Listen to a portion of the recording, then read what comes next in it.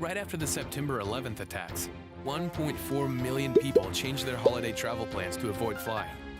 This decision didn't make a lot of sense because, believe it or not, flying is actually a lot safer than driving. Let's look at the numbers. Only about 1 in 11 million people die in plane crashes, and even fewer die in terrorist attacks of any kind. Only about 1 in 20 million. But the chances of dying in a car accident are much higher, 1 in 19,000, which is still rare, by the way.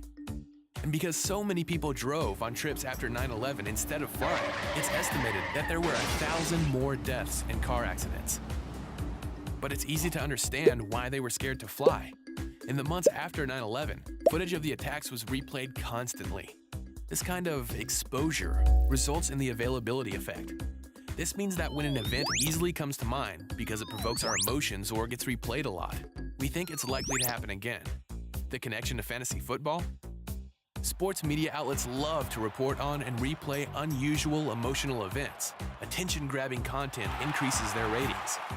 For instance, a clip of a quarterback throwing a game-winning Hail Mary pass would get a lot of airtime. It may convince you to keep him in your lineup all season, even though that's not something he typically does. Of course, repeats of a negative event can also make us overestimate the likelihood of it happening again. Like if you keep seeing slow-mo replays of a quarterback's embarrassing interception, you expect him to get picked off every time. But take a closer look at his stats before you drop him from your lineup. Do they show that he's actually turned into a pick machine? Or is he still a reliable player overall, despite that one very memorable mistake? As a takeaway, keep in mind that sports media report on and repeat unusual events. Don't assume these events are the norm. Instead, check whether the stories match up with what the statistics suggest is likely.